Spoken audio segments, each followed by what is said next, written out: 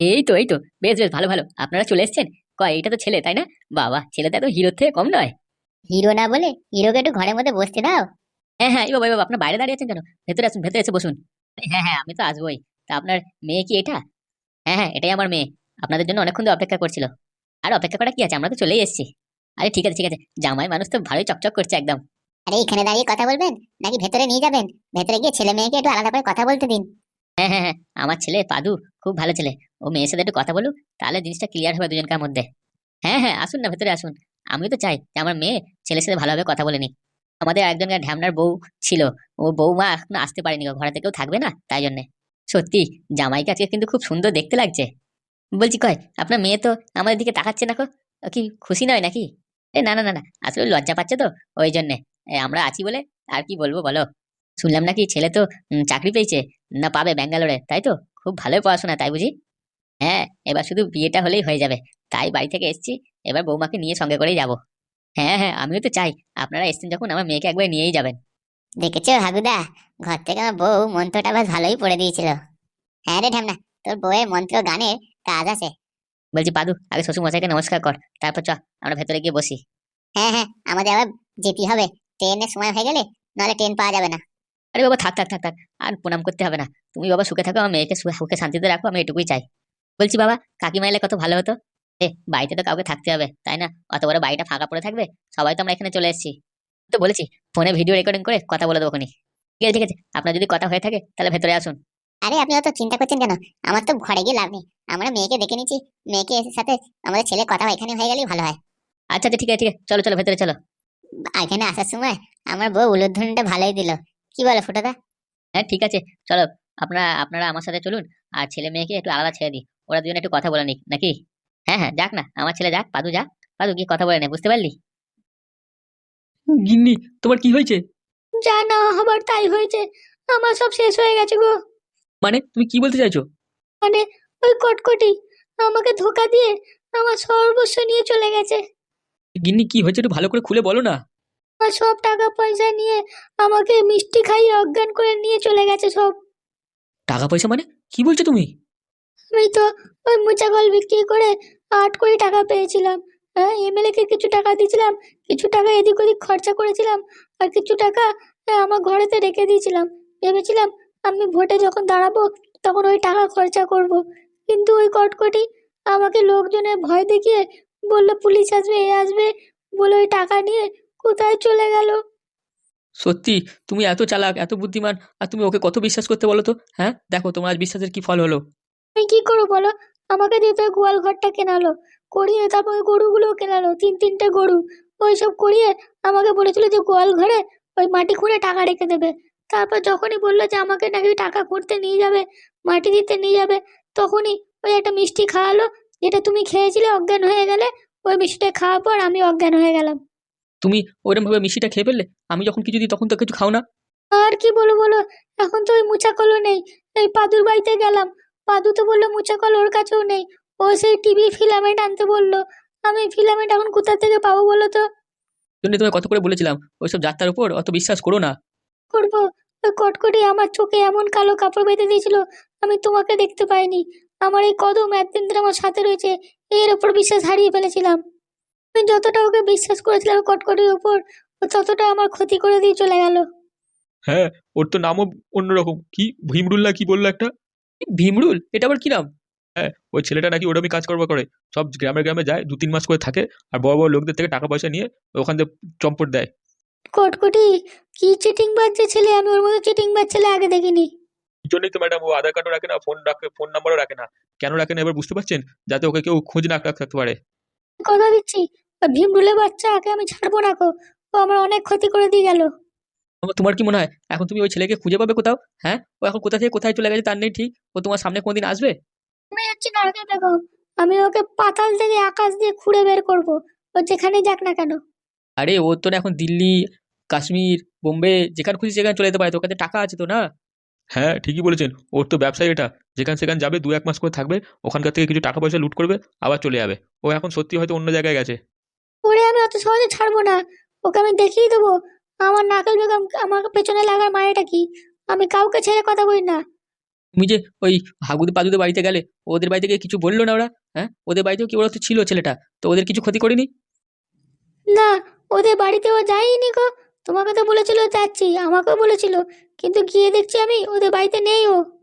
সত্যি ছেলেটা না নেই, এই চত্বরে নেই, ও অন্য কোথাও চলে গেছে। মিথ্যে কথা বলে ভালোই ফাঁসিয়ে দিল। কিন্তু আমি তো কি করবো এবার? হ্যাঁ, আমাকে কে সাহায্য করবে বলো তো? ফুটোদের বাড়িতে গেলে যে, ওরা কি বললো?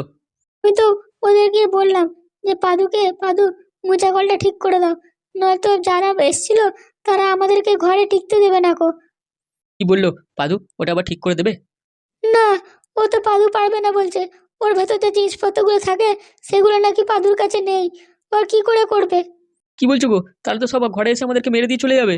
ম্যাডাম কি করবো আমি কিছু বুঝতে পারছি না। আমি ওই বাইরের লোকদের কি উত্তর দেবো? হ্যাঁ, যে মুচাকল কি হয়েছে না হয়েছে? আমি কি করে বলো? আমার কাছে তো কোনো উপায় দেখতে পাচ্ছি না। এখন যদি ওই পাদুর কথা মেলে, তাহলে ওরাই হয়তো সাহায্য করতে পারে। তুমি তো বলছো যে পাদু নাকি মুচাকল তৈরি করতে পারছে না, তা কি করবে এবার? ও তো অনেক কষ্টের ব্যাপার।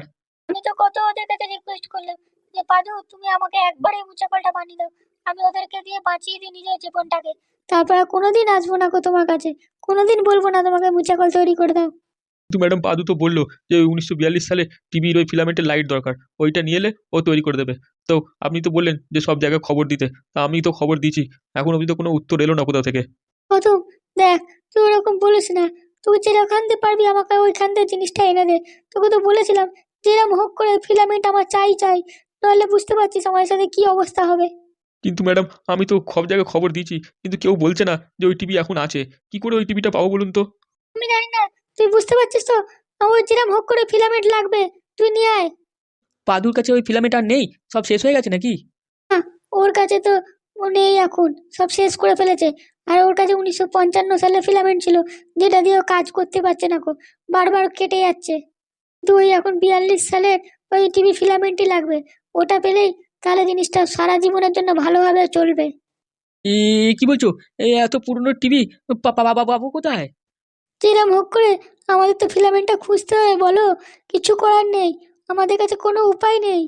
আমি বুঝতে পারছি ম্যাডাম, আমাদের ওইটা জোগাড় করতেই হবে। পাদু তো বলেছে আমাদের প্রাণপণে সাহায্য করে দেবে, কিন্তু ওইটা কোথায় পাবো ওটাই তো বুঝতে পারছি না, কেউ এখনো খবরও দিচ্ছে না। দেখো কদম, তুমি শিগগিরই ফেসবুকে পেজ খোলো, হোয়াটসঅ্যাপে পাঠাও, ইনস্টাগ্রামে পাঠাও, ভিডিও বানাও, যেখানে যা খুশি করো। দেখো কে রিপ্লাই দিচ্ছে, কোথা থেকে, কার কাছে আছে। তোমাকে বলেই দিয়েছি যে ওই 1942 সালের টিভি যে নিয়ে আসবে তাকে 10 লাখ টাকা দেবো। তো ম্যাডাম আমিও জানি, আমি ওই হিসেবে খবর দিয়ে দিয়েছি, সব জায়গায় ভিডিও পোস্ট করে দিয়েছি দরকার পড়েছে তো। এবার দেখা যাক কোথা থেকে খবর আসে, সেটারই অপেক্ষা করছি। পাদু যেরকম বলেছিল ওটা লিখেছো তো, যে ওর পাশে যেন 1942 সাল লেখা থাকে, কারণ আমরা কিন্তু ওটা চেক করব, তাহলেই বুঝবো যে হ্যাঁ ওটা 1942 সালের টিভি। হ্যাঁ ম্যাডাম বুঝতে পেরেছি, কিন্তু আমরা তো না দেখে তো জিনিসটা নেবো না, আগে দেখবো তো। কোটি অনেক ধোকা দিয়েছে আমাদের, আমরা আর ধোকা খেতে চাই না, বুঝতে পেরেছো? আমি তো বলেই দিয়েছি সব জায়গাতে, যে যার কাছে ফিলামেন্ট নিয়ে আসতে পারবে, যে নিয়ে আসবে তাকে 5 লক্ষ টাকা মতো নাগর বেগম ম্যাডাম দেবে। তুমি দেখো দেখো, তাড়াতাড়ি দেখো কেউ কোথাও উত্তর দিল কিনা। তাড়াতাড়ি দেখো অনলাইনে, দেখি কোনো কারণে যদি জিনিসটা পাওয়া যায়, তাহলে তো এই যাত্রায় বাঁচবো আমরা। ওরা বিদেশিরা অনেক শয়তান লোক হয়, ওরা কখনোই আমাদের ছেড়ে কথা বলবে না গো, আমাদের মেরেই দেবে একবারে। না না না, তুমি ভয় পেও না। ওরা পাদুরা খুব ভালো মানুষ, ওরা যদি পারে নিশ্চয়ই পারবে। ওরা তোমাকে ঠিক জানাবে, দেখবে। হ্যাঁ, আমি তো বলে এলাম ওদেরকে, তোমরা একটু চেষ্টা করো। আচ্ছা, বলছিলাম ওদের ওই হাগুর নাকি কার পায়ে গুলি লেগেছিল শুনেছিলাম, ও কেমন আছে? হ্যাঁ, উনি এখন ভালোই আছে। আমি তো বলে এলাম নিজের শরীরের প্রতি খেয়াল রাখো। আমাদের কি আছে, আমরা এখন যখন তখন চলে যেতে পারলেই হয়। কত শখ ছিল যে এমএলএ ভোটে দাঁড়াবো, এমএলএ হব, পাড়ার লোকেদের কত কি উন্নয়ন করব, সেসব আর কিছুই হলো না। এখন মনে হচ্ছে নিজে মাথা ঠাঁই দেওয়ার জন্য এই এলাকা ছেড়ে অন্য এলাকায় চলে যেতে হবে। না না না না, নিশ্চয়ই কোনো উপায় বেরোবে, তুমি এরকম ভেঙে পড়ো না। আমি তো বলে এলাম ওই কটকটিকে আমি ছাড়বো না গো, ওকে তো আমি যেরকম হোক করে সেরকম ধরবোই। তারপর ওর মজা আমি দেখাবো একবারে। সত্যি, আমি যদি কোন সামনে পেয়েছি না, আমি ওকে ছাড়বো না এবার, এই বলে দিলাম আমি। হ্যাঁ, তুমি দেখো, যদি ওকে কোথাও দেখতে পাও তাহলে নিশ্চয়ই খবর দিও আমাকে। আমি যাই, আমার আর ভাল লাগছে না গো। বুঝেছি গিন্নি, তুমি ভালোভাবে থাকো, বেশি টেনশন নিও না। কি যে হবে আমার, আমি কিছু বুঝতে পারছি না। মনে হচ্ছে এবার গলায় দড়ি দিয়ে মারা যায়, আর বেঁচে থাকতে ইচ্ছা করছে না। কি ব্যাপার, তোমার মুখটা এরকম ছোট হয়ে আছে কেন? দেখুন, আমি এ বিয়ে করবো না গো। বিয়ে করবে না মানে? তাহলে আমাকে দেখতে আসলে কেন? তোমার বাবাকে বললে কেন তুমি বিয়ে করবে? দেখো, আমি তোমাকে পরিষ্কার বলেছি, আমি কিন্তু তোমাকে বিয়ে করতে পারবো না। তাহলে এই কথাটা তুমি তোমার বাবাকে বলতে পারো তো, তোমার বাবা তোমার জন্য শুধু ছেলে দেখছে।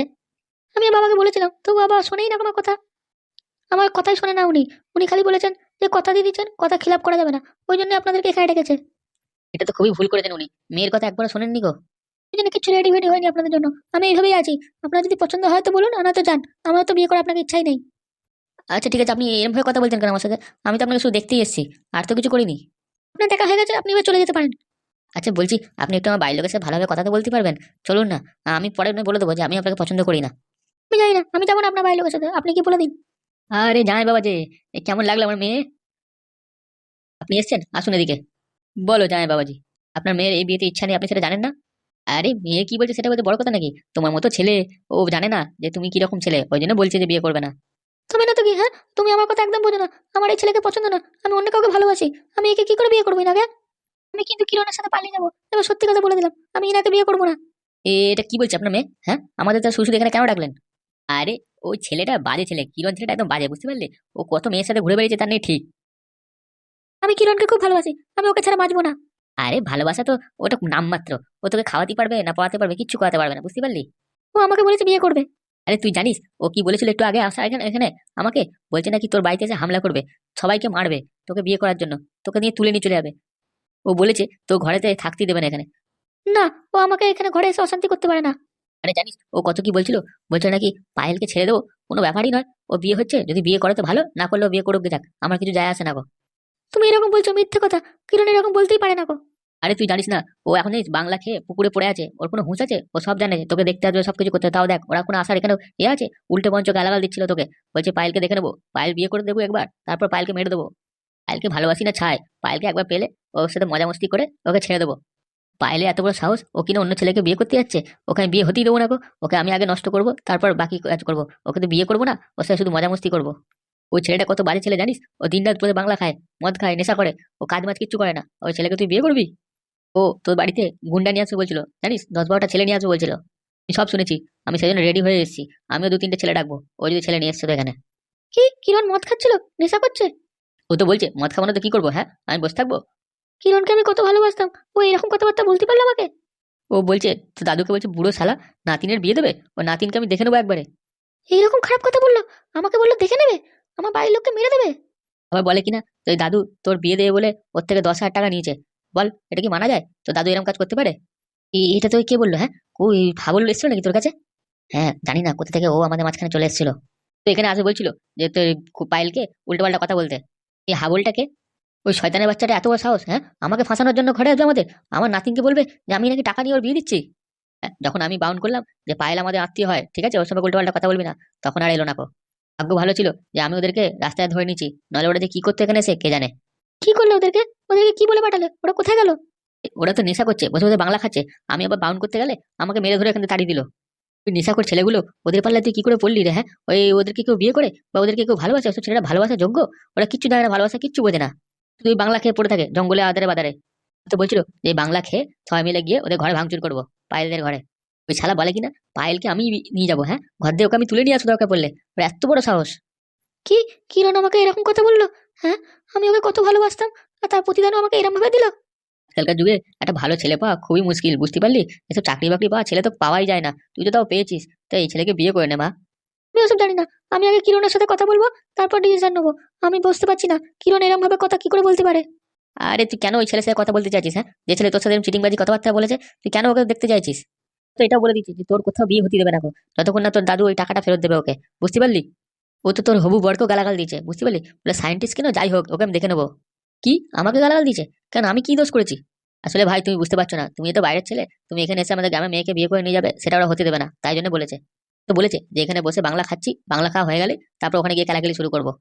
এরকম চ্যাটের ভালোবাসা, ছাতার ভালোবাসা, ভালোবাসার জন্য কেউ মারপিট করে? হ্যাঁ, ওরা ওরকম নেশাখোর ছেলে বলে কিনা বাংলা খেয়ে ভালোবাসা দেখাবে, ভালোবাসাকে বললে কেউ বাংলা খেতে পারে?